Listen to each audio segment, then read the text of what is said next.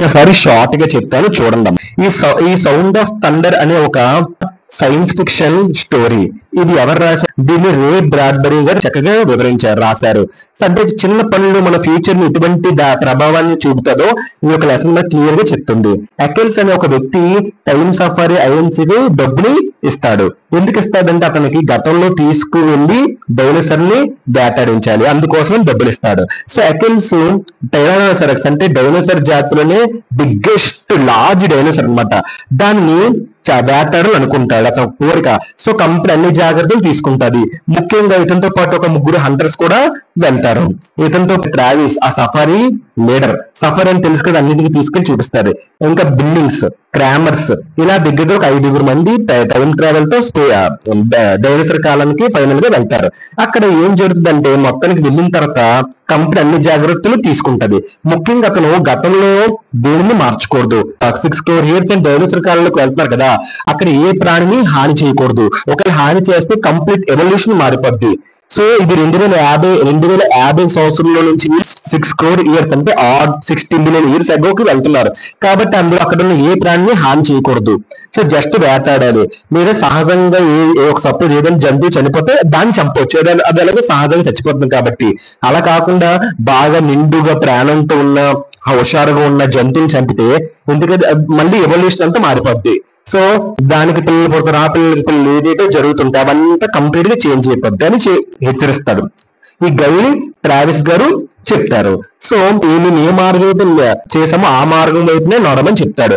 ఆ జంతువు సహజంగా మరణం పొందితేనే ఆ జంతువుని మనం చంపమని చెప్తాడు. సో అప్పుడు వారు గతంలోకి వెళ్తారు. డైనోసర్ ని ఒక పెద్ద ఆకారం శక్తిని చూసి ఈ ఎక్కల్స్ తో మిగతా ఒక హంటర్స్ కూడా ఉంటారు కదా, క్రామర్స్, బిల్డింగ్స్, వీళ్ళు కూడా భయపడితే ఆశ్చర్యపోతారు. వాళ్ళకి భయం వేస్తుంది. ఆ కంగారులో వాళ్ళు దారిని మర్చిపోయి బయటకు వచ్చి అడవిలోకి పారిపోతారు. సో అనుకున్న ప్రకారం వేటగాళ్ళు డైనోసర్ ని ఫైనల్ గా చంపుతారు. అకెల్స్ మాత్రం ఒక రూల్ ని బ్రేక్ అనేది చేస్తాడు. ఏంటి బ్రేక్ చేస్తారంటే అతను ఒక బటర్ఫ్లై ని చంపడం అనేది జరుగుతుంది. బూట్ కాల్తో బటర్ఫ్లై ని పట్టేస్తాడు. సో మళ్ళీ ప్రెజెంట్ లోకి వచ్చేస్తారు. పాస్ట్ లో డైనోసర్ చేసిన తర్వాత అంతా కాస్త వింతగా ఉంటది. ఆఫీస్ గుర్తులు, భాష మొత్తం మారిపోద్ది. ప్రజలు చాలా డిఫరెంట్ గా కనిపిస్తారు. గతంలో ఉన్నప్పుడు తను సీతాకోక చిలుకపై పాస్ట్ లో సీతాకోక చిలుకపై దారి మర్చిపోయినప్పుడు సీతాకోక చిలుకపై బూట్ కాలుతో తొక్కేస్తారు. సీతాకోక చిలుక చనిపోవడం అనేది జరుగుతుంది. అది బటర్ఫ్లై ఎఫెక్ట్. ఆ చిన్న పని తనకి చరిత్ర మార్చేస్తుంది. ఎందుకంటే ఆ సీతాకోక చిలుక ఎన్నో సీతాకోక చిలుకలు పుట్టేస్తుంది. ఆ ఎవల్యూషన్ అంతా మార్చాడు కదా ఇతను. అందువల్ల చాలా ఇబ్బంది. ఆ చిన్న యాక్షన్ మొత్తం ఫ్యూచర్ మారిపోద్ది. మొత్తం భాష, ప్రజలు అంతా డిఫరెంట్ గా అయిపోద్ది. ఇతను 2055లో ఈ యొక్క డైనోసర్ల కాలంకి వెళ్తాడు. అప్పుడు కెయిత్ అనే ఒక అతను ప్రెసిడెంట్ గా డిక్టేటర్ ఉండేవాడు. కానీ ఇప్పుడు ఆ కెయిత్ బదులుగా డోచే అనే ఒక డిఫరెంట్ వ్యక్తి ప్రెసిడెంట్ గా మారాడు. ఈ డోచే అనే ఒక వ్యక్తి చాలా క్రూరుడు, చాలా కఠినంగా ఉంటాడు. సో అకెల్స్ పశ్చాత్తాపంతో నిండిపోతాడు.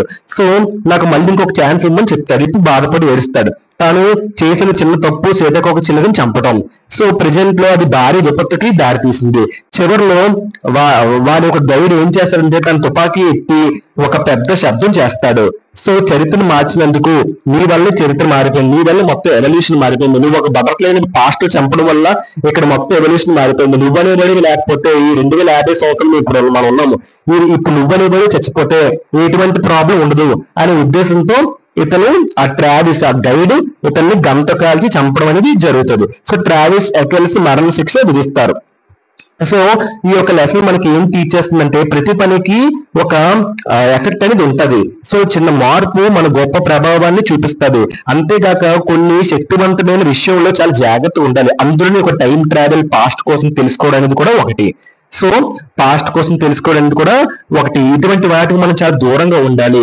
ఇప్పుడు అకెల్స్ కి ఎలాగైతే పట్టిందో గతి అలాగే మనకి పడుతుంది. సో అనే ఒక నీతిని ఒక లెసన్ ద్వారా మనం తెలుసుకోవచ్చు. ఈ యొక్క లెసన్ లో మెయిన్ థీమ్స్ ఏది నేర్చుకోవచ్చు అంటే రెస్పాన్సిబిలిటీ నేర్చుకోవాలి, రూల్స్ పాటించడం నేర్చుకోవాలి, టెక్నాలజీ యొక్క అపాయాన్ని కోసం మనం తెలుసుకోవాలి, హ్యూమన్ యాక్షన్స్ యొక్క కాన్సిక్యూషన్స్ కోసం తెలుసుకోవాలి. సో టెక్నాలజీ యొక్క డేంజరస్ థింగ్స్ కోసం కూడా మనం నేర్చుకోవాలి. చిన్న యాక్షన్స్ తీవ్రమైన అపాయాలకు దారి తీస్తుందన్న ఒక విషయాన్ని మనం తెలుసుకోవచ్చు ఈ యొక్క లెసన్ ద్వారా.